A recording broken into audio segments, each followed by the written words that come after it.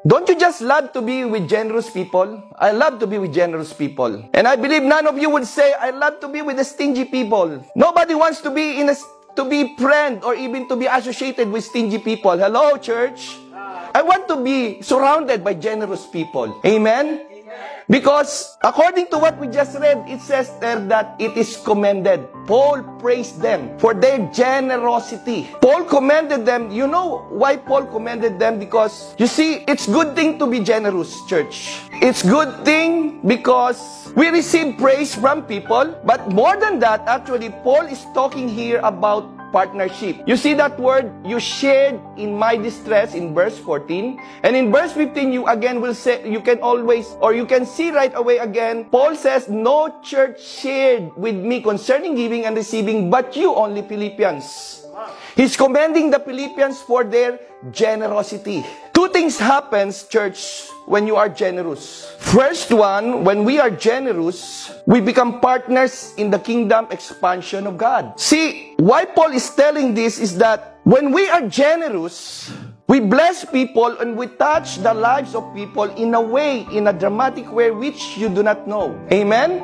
And that's why we in the church work, in the church mission, we have what we call, we send people. There are those who go to the mission field, just like Pastor Joshua and the team went last year, right? Pastor Joshua. Last year, they went to Uganda to visit Brother Sam, our church there in Uganda. And through the faithful giving of the church, our Tuesday fellowship, they are able to go there to minister to our brother. And with this effect, church, there are many people who are blessed because of their generosity. That's one thing. You become partners. We become partners because in the church work, in the church ministry, there are those who are going, but there are those like us who are sending. Hallelujah. And all of us, actually, as we give faithfully, we are all partners in the kingdom of God. Don't you love that? Amen? I love to be partners in the kingdom of God. Hallelujah. So, the first thing of being generous is that it's commended. It is praised by people like us when we are generous. The second thing is that it's found actually in verse 18, it says that it is also pleasing to God. It's not only commended by people when you are generous, but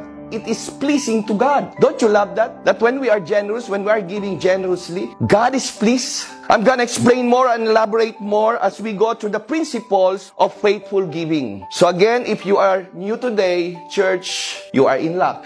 Because we're going to talk about money. We will not shy. I don't shy on speaking about money. Why? Because there is reward, church. Do you know that when we are faithful, God rewards us of our faithfulness? When we are generous, God rewards our generosity. Amen? So, what did Paul trying to explain here? Actually, Paul is trying to say here is that he says in verse 17 that not that I seek the gift, but I seek the fruit. He's telling here primarily referring to the Philippians' eternal fruit, means the reward in heaven. Jesus Christ quoted this, right? Store up your treasures in heaven where moth and vermin do not destroy, nor thieves break in and steal, but store up your treasure in where? In heaven, where moth and vermin cannot destroy, nor thieves cannot break in and steal. For where your heart, there your treasure will also be. So, one commentator said that our heart is closely bounded with our wallet. So, it is in our giving that God sees where truly our heart is. Church, where is your heart? Is it in the material things? It is in these worldly things? Well, I'm not saying that we should not have a good house, a nice house, a good clothes. But what Paul is saying here is that Paul is commending through the generosity that the Philippian church has supported him in all his missionary journey. In fact, in this letter, this is the third time. This is the third time that the Philippian church has given him support. Where is Paul right now? As he wrote this letter, he is in prison in Rome. And yet, the Philippian church continued to share, to partner with him. In fact, in verse 1 or in verse 5 of Philippians chapter 1, he says here, for your partnership in the gospel from the first day until now has been very, very helpful to me. This is Paul writing to the Philippians. So the same fruit that Paul produced in his labor, this is what he's saying, is that whatever I'm doing here, I want it to be accounted to your account in heavenly ledger. This Paul speaks about accounting. I don't know who's the accountant here.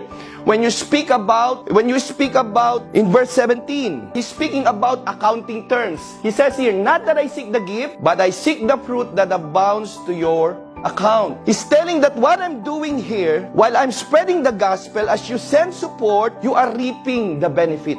And you know, one day, when you go to heaven, I love that what Brother John said, I'm saved. Now one day, when we are in heaven, someone will just tap your shoulder and say, thank you, bro. You don't know that person. And say, why you're thanking me for? Don't you know that you are the one who supported that mission, that feeding mission, that medical mission, that crusade? And I hear the preacher preach about the gospel about Jesus Christ, and I came to know Christ. That's why, bro, thank you. That is what Paul is saying here. In fact, if you'll go to the last part, he says here that in verse 22, all the saints greet you, but especially those who are in Caesar's household. Remember when time Paul was in prison together with Silas? When the jailer, it's a Roman citizen, he's in the household of Caesar. When he's about to kill himself in Acts chapter 16, when Paul and Silas was praising God, when the prison doors were open, there was a great earthquake, and the jailer was about to kill himself, and Paul forbid him to say, do not hurt yourself, for we are here. No one has escaped. And that jailer came to know Christ. Not only him, but his entire household. This is the one greeting them. Who supported that first missionary journey? No other than the Philippian church. Hallelujah. Do you see how when we support people, not knowingly, church, you are touching the lives of people.